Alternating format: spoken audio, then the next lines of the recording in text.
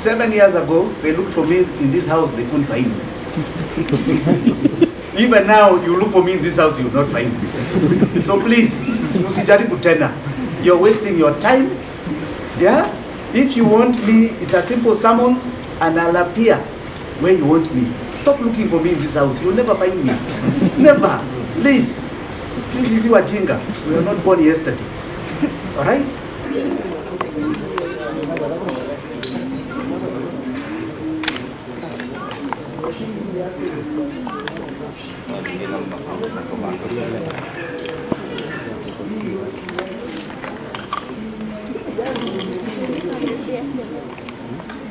Thank you for your patience in waiting to listen to us.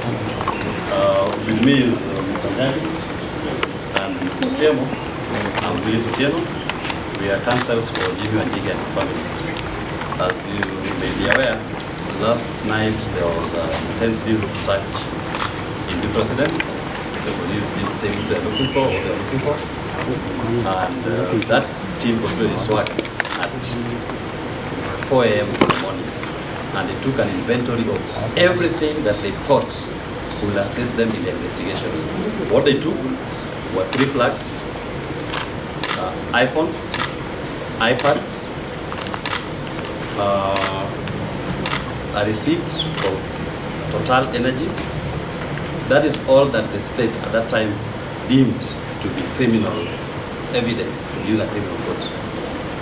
Subsequent to that, at around 6 a.m. in the morning, a new team of 100 officers, all of them armed with AK-47 assault rifles, all of them, their faces covered, conducted a further raid in this residence. And they assaulted members of this family. They equally stole, what I call it, that was a robbery in this home in the morning. They stole from everybody who was in the home. I'm the lawyer, my car was here. They stole my wallet with all its contents, including my business cards, my credit cards, my debit cards, my money that was in that wallet. They stole from the servants. They stole from Jimi Wanjigi's own mother from her wallet. They took her money. They stole from Jimi Wanjigi's wife. They stole from Jimi Wanjigi's children. Watches, jewelry, money, anything that was deemed to be valuable was stolen from this house. Then at some point in the morning, they declared that they purported to have recovered 300 grenades, vests, helmets, and walkie-talkies. Nobody saw them when they got those items, but what we know from the evidence we have, from the CCTV that we have, they actually planted those items in this home. When the comprehensive inventory was done the previous night, it had shown what was discovered. But this team that came and stole from the residents of this home are the ones who planted those new items. That is what they went to town with. And I must say this, we've also equally gone to the High Court of Kenya, and the court has issued a comprehensive order. That order is to the effect that they are restrained, the DPP, the Inspector General of Police, and the Director of Criminal Investigations are restrained by law from arresting, detaining Mr. Jimi Wanjigi whatsoever. And for good measure, even if he was detained, he was under arrest, the court has directed that he should be released forthwith.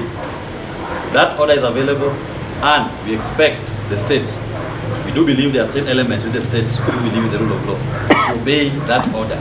And they should stop interfering with the personal liberty and the free movement of Mr. Jimi Wanjigi. And we are inviting our clients to exercise those rights that he has to liberty and the freedom of movement, and to act in compliance with that court order. The state cannot arrest him up to this particular point. And even if they arrested him, they are now being directed to release Mr. Jimi Wanjigi forthwith. Thank you very much. You talked about inventory of what is taken from these residents. Can you account in terms of why are you pursuing charges? We are going to pursue charges against the state because the people who stole from this residence in the morning were officers of the state. And they refused to inventorize, to write down the monies they were taking. I'm telling you, they were stealing from servants who are working in this home. These are people who are trying to make a living. The little that they have in their wallets was being taken out and the officers were going with. Even their watches were being taken. Anything that was deemed to be of value was taken out of everybody. From the man at the gate to the old lady, Mrs. Wanjigi herself, who has been staying here, was robbed of her money and her watch. Wanjigi Jr. was robbed. They took away his watches and his jewelry. Mrs. Irene Wanjigi, they took away also her watches. Myself, Willis Otieno, advocate of the High Court of Kenya, they illegally broke into my car and stole my wallet that had my credit cards, my debit cards, and a wad of cash, which they know amount. The interesting thing about my vehicle is that last night when we did the inventory, pictures were taken of my vehicle everywhere, and they saw the man that was there.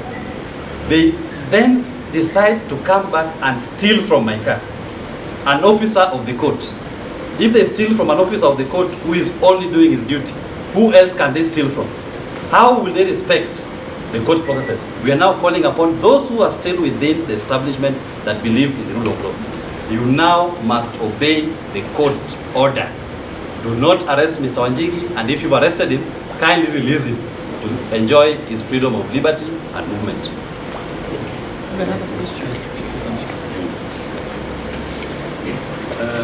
Thank you, members of the press. I sympathize with Willis very well. Okay. I think I'm visible. Very well.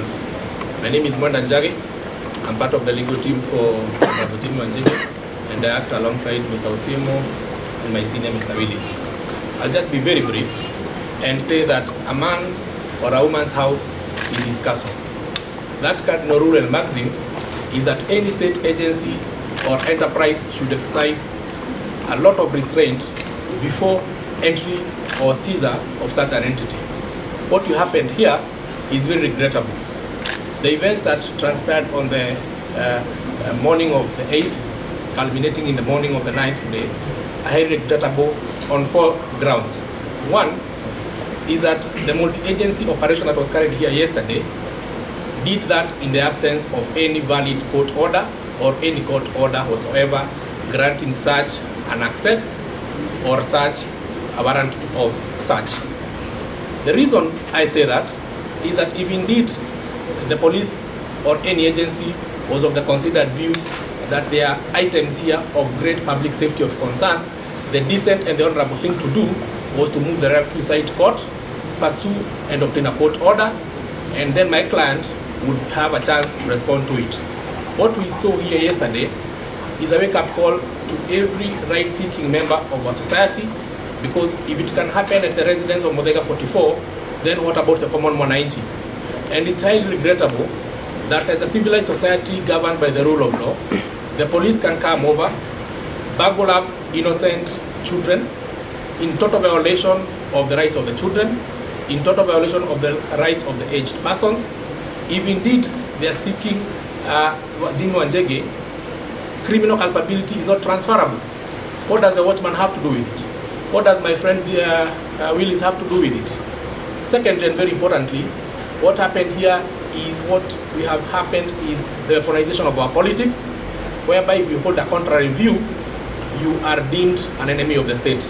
And I want to say that to the powers that be, sometimes your greatest friend is your critic, because he's able to put you back to stay on the straight and narrow line. That, and very importantly, what has been going around that my client may be financing or supporting the Gen Z movement. I wish to emphasize and mention this way. Gen Z is not a proscribed group, is not an illegal entity, it is not gazetted as such by the relevant Ministry of Interior.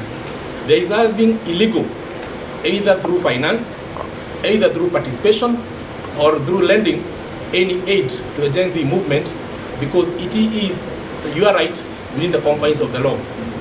So those people who have been demonized and being told that you are financing Gen Zs, your answer is today. It is a resounding yes. You can finance, you can associate, and you can picket. There is nothing illegal towards it. If the state deems that Gen Z is an illegal entity, the decent and the legal thing to do is to move the requisite channels of law and gazette it as such, just like other proscribed groups that you know have been gazetted, including Mungeki and Al-Shabaab. but Gen Z has not as yet. So there's nothing illegal to that. Fourthly and lastly, I wish to thank the members of the press, because were it not for you, and that is what we call the freedom of information. It is because of your forthrightness and your coming over that this matter has toned down. We also wish to thank our friends, Mother Karua Senior Council, and the Prime Minister Honorable Raila Odinga, who was here today. And it is after that that they insisted that the people who are here should record a statement. And what we found very interesting is that you cannot convert Muthaiga 44 to be a police station. This is not a gazetted police station. What is so urgent that the police want to come outside the gate and ask all the people who are inside here to record statements? We told them the decent thing to do, and I think they have complied, is if they think they want statements, let them issue a summons. We will present our clients to the relevant police station, and we shall meet in the court of law. I think Mr. Osiemo will speak to the question about court orders. Thank you very much. So I just want to speak about the court order that we obtained this afternoon. I want to confirm to the press that the same has been served on the Inspector General of Police and the DCI, and after this I shall be giving you the evidence of the service. Thank you. Probably a follow-up question here. Earlier the DCI left with some assorted items. What exactly did they carry? What they claimed to carry was spray and grenades, helmet, a vest, and 2 walkie-talkies. Those are items that they came with. They took photos of those items and left with them. There is not a single inventory.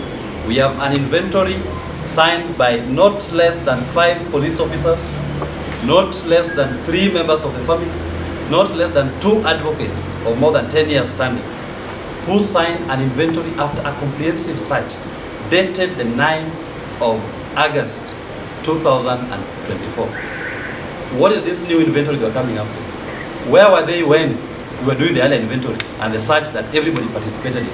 As we believe those who are planted, they create their own inventory, they want to create their own drama, and we reject all these attempts to try to intimidate Mr. Jimi Wanjigi and his family. So, and when are you regular charges against the state? We are going to be, we filed a constitutional petition against the state, and we are filing another one on the question of the property that they destroyed in this home, the property that was stolen by some agents of the state from this home, and for the acts of assault, the torture that they subjected members of this household to when that second team appeared here at 6 a.m. in the morning. Any other question? I normally save the best for the last. Maybe we can get more clarifications. If there are more questions beyond what I have, we can get one of our colleagues to come and answer some of the questions.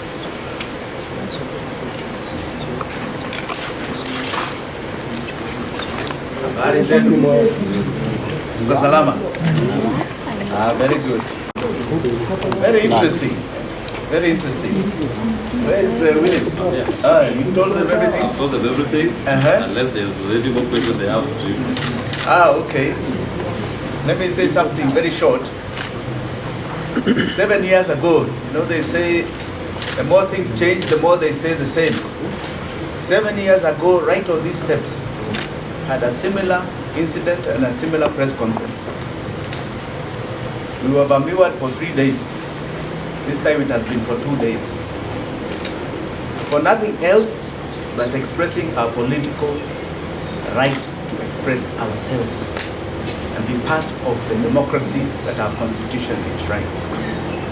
My late father stood on these steps here and he said something that was very profound. He said that you must distinguish between the personal and siasa. Siasa, wanaume na wanagombana nayo huku nje. You don't bring it to somebody's personal home. William Ruto, we can gombana huku nje. Siasa. Don't bring it to my home. In this home, you have assaulted my wife. You have assaulted my children, my Gen Z children. Those policemen assaulted them. You have vandalized the home. You have stolen items here. You have broken items. has that got to do with the siasa we do outside there? This is my home. This is where my children are. But I say my children are alive. There are very many children out there since the protests that began in June that are dead. Their mothers are still grieving. Why are you harming people's children? Just because of expressing their political will and direction and expressing themselves as per Article 37, the right to demonstrate. Jana tuliona maajabu. We went to give Gen Z what we believed was a much needed support on Nane Nane. We hit the streets. We were there no more than 5-10 minutes. And we were tear gassed like you cannot believe. Driving out of town, we were chased to this home. And it has been a siege since that time, where hundreds of police officers have been here. And they have done criminal things you cannot believe, all in the view of looking for me. 7 years ago, they looked for me in this house, they couldn't find me. Even now, you look for me in this house, you will not find me. So please, usijaribu tena. You're wasting your time. Yeah? If you want me, it's a simple summons and I'll appear where you want me. Stop looking for me in this house. You'll never find me.